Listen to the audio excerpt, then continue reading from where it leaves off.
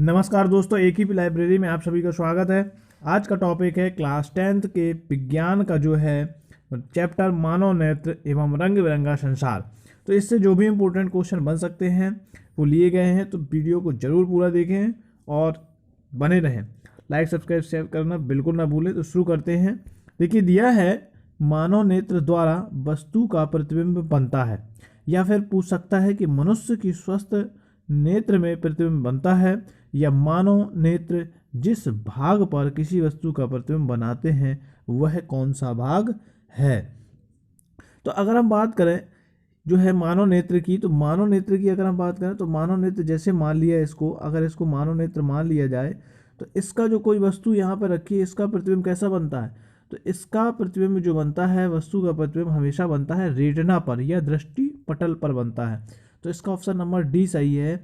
यानी कि कुछ भी पूछा जा सकता है कि मनुष्य का स्वस्थ नेत्र प्रतिबिंब बनता है तो रेटिना पर, मानव नेत्र द्वारा वस्तु का प्रतिबिंब बनता है तो रेटिना पर, या मानव नेत्र जिस भाग पर वस्तु का प्रतिबिंब बनाते हैं वह कौन सा भाग है, तो रेटिना होती है। यानी किसी भी वस्तु का जो प्रतिबिंब बनता है वो रेटिना पर ही बनता है।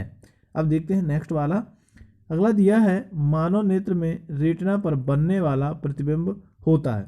तो ऑप्शन है आपके सीधा होता है परंतु उल्टा दिखाई देता है, उल्टा होता है परंतु सीधा दिखाई देता है, सीधा होता है परंतु सीधा दिखाई देता है, उल्टा होता है उल्टा ही दिखाई देता है। तो मानव नेत्र में जो रेटिना पर प्रतिबिंब जो बनते हैं उस पर जो है क्या होता है कि उल्टा होता है और सीधा दिखाई देता है। जो प्रतिबिंब होता है वो उल्टा होता है, लेकिन जो है मस्तिष्क उसको सीधे तौर पर जो है देख लेता है, पढ़ लेता है। तो जो है क्या होता है, ऑप्शन नंबर इसका बी बिल्कुल सही हो जाएगा। अगला दिया है अभिनेत्र लेंस की फोकस दूरी में परिवर्तन किया जाता है। तो यहाँ ऑप्शन दे रहा है आपका पुतली द्वारा, दृष्टिपटल द्वारा, पच्छाभी द्वारा या परितारिका द्वारा। तो इसका जो सही आंसर हो जाएगा जो है अभिनेत्र लेंस की फोकस दूरी में परिवर्तन किया जाता है।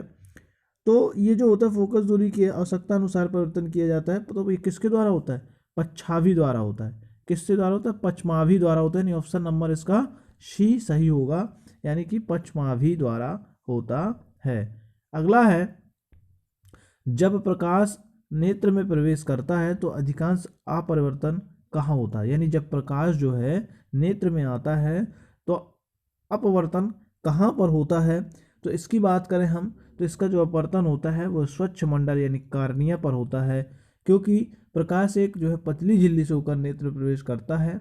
इस झिल्ली को कार्निया या क्या बोलते हैं, स्वच्छ मंडल जो है कहते हैं। यही प्रकाश का अपवर्तन इस स्वच्छ मंडल पर जो है होता है। तो ऑप्शन नंबर इसका बी बिल्कुल सही आंसर है, यानी स्वच्छ मंडल या फिर इसी को हम कार्निया कह सकते हैं। अगला है मानव नेत्र अभिनेत्र लेंस की फोकस दूरी को समायोजित करके विभिन्न दूरियों पर रखी वस्तुओं को फोकसित करता है। ऐसा हो पाने का क्या कारण है। तो ऐसा हो पाने का कारण ऑप्शन है आपके जरा, दूरदृष्टिता, समंजन, निकट दृष्टि या दीर्घ दृष्टि। तो इसके हम बात करें आंसर की, तो इसका आंसर जो हो जाएगा समंजन हो जाएगा जो है, क्योंकि मांसपेशियों द्वारा नेत्र लेंस की जो फोकस दूरी को आवश्यकता अनुसार परिवर्तित करने की क्षमता को ही नेत्र का क्या बोलते हैं, इसका जो है समंजन क्षमता बोलते हैं। तो ऑप्शन नंबर इसका जो है बी सही है, यानी समंजन क्षमता बोलते हैं। अगला है सामान्य दृष्टि के लिए स्पष्ट दृष्टि की अल्पतम दूरी कितनी होती है, या फिर स्पष्ट दूरी स्पष्ट दृष्टि की न्यूनतम दूरी है, या पूछ सकता है कि स्वस्थ नेत्र का निकट बिंदु होता है, या फिर पूछा जा सकता है कि स्वस्थ आँखों के लिए स्पष्ट दृष्टि की न्यूनतम दूरी होती है। तो ये इंपॉर्टेंट क्वेश्चन हो जाता है परीक्षा के लिए, तो ज़रूर इसको कंप्लीट करके रखें। तो जो है स्वस्थ आँखों की जो स्पष्ट न्यूनतम दूरी होती है वो कितनी हो जाती है, वो हो जाती है आपकी 25 सेंटीमीटर होती है। यानी जो स्वस्थ आँखों नेत्र के लिए स्पष्ट दूरी रखी गई है वो 25 सेंटीमीटर रखी गई है। तो ऑप्शन नंबर इसका सी सही है। अब देखते हैं अगला दिया है स्वस्थ नेत्र के लिए दूर बिंदु स्थित होता है। तो ये भी देखिए बहुत बार परीक्षा में पूछा गया है, तो ये भी जो है क्या है इम्पोर्टेंट क्वेश्चन बन जाता है।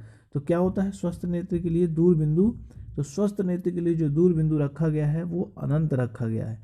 यानी कि अगर स्वस्थ नेत्र के लिए दूर बिंदु की बात करें तो अनंत पर स्थित हो सकती है, क्योंकि आंखें जब स्वस्थ होती हैं तो बहुत दूर का हम देख सकते हैं। तो इसका रखा गया है स्वस्थ नेत्र के लिए दूर बिंदु अनंत पर स्थित होता है।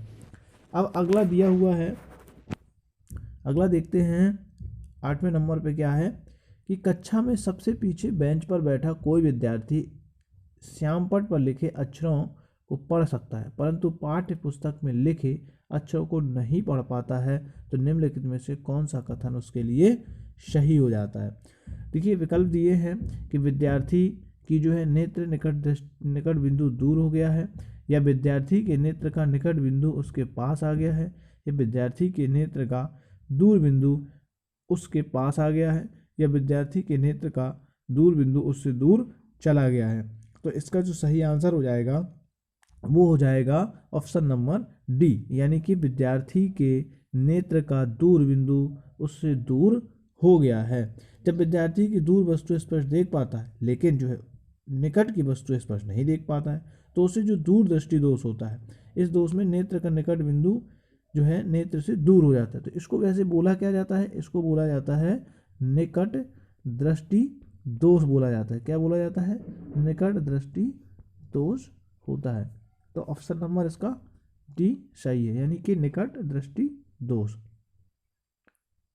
अगला है निकट दृष्टि दोष से पीड़ित व्यक्ति का दूर बिंदु स्थित होता है।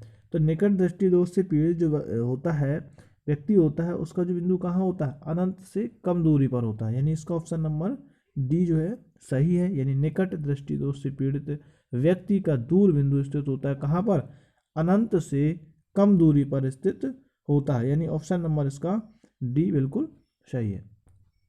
अगला दिया है निकट दृष्टि दोष से पीड़ित एक व्यक्ति को यह दोष दूर करने के लिए किस लेंस या दर्पण का उपयोग करना चाहिए। तो अगर हम बात करें जैसे निकट दृष्टि दोष से जो कोई पीड़ित व्यक्ति है तो उसके लिए जो लेंस होता है वो अवतर लेंस का प्रयोग किया जाता है, यानी अवतर लेंस होता है। तो ऑप्शन नंबर इसका ए सही है। निकट दृष्टि दोष को दूर करने के लिए ऐसे अवतर लेंस के चश्मे का प्रयोग किया जाता है जिसके द्वारा अनंत से चलने वाली किरणें अवतर लेंस में अपवर्तन के पश्चात नेत्र के दूर बिंदु से आती हुई प्रतीत होती हैं। तो ऑप्शन नंबर इसका ए सही है, यानी निकट दृष्टि दोष से पीड़ित एक व्यक्ति को यह दोष दूर करने के लिए अवतर लेंस का प्रयोग किया जाता है। अगला है दूरदृष्टि दोष के कारण प्रतिबिंब बनता है। तो दूरदृष्टि दोष के कारण प्रतिबिंब बनता है आपका ऑप्शन है रेटिना पर, रेटिना से आगे, रेटिना के पीछे, या फिर कहीं नहीं।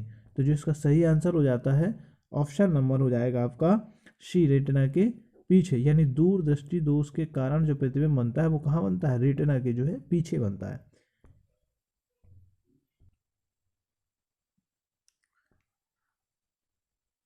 अब अगला देखते हैं, अगला दिया हुआ है हमारा, जब श्वेत प्रकाश प्रिज्म में से गुजरता है तो सर्वाधिक विचलन होता है। ऑप्शन है लाल रंग का, पीले रंग का, बैंगनी रंग का, या फिर हरे रंग का।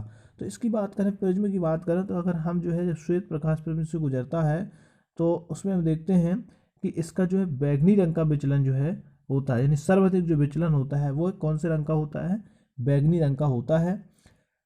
तो जो है क्योंकि बैंगनी रंग के तरंग दैर्घ्य सबसे कम होते हैं, क्या होते हैं, इसके तरंग दैर्घ्य जो है सबसे कम होते हैं, इसलिए इसका जो है बैंगनी रंग का विचलन सर्वाधिक होता है। अगला है कांच का अपवर्तनांक अधिकतम होता है। ऑप्शन है आपके लाल रंग के लिए, पीले रंग के लिए, बैंगनी रंग के लिए, फिर हरे रंग के लिए। तो कांच का अपवर्तनांक सबसे अधिक होता है किसके लिए, बैंगनी रंग के लिए, यानी ऑप्शन नंबर इसका बिल्कुल सी बिल्कुल सही हो जाता है। यानी बैंगनी रंग के लिए कांच का अपवर्तनांक सबसे अधिक होता है। तो अगर अच्छी लगे तो चैनल को लाइक, सब्सक्राइब और शेयर करना बिल्कुल ना भूलें। बाकी की वीडियो आपको डिस्क्रिप्शन में ज़रूर मिल जाएंगी।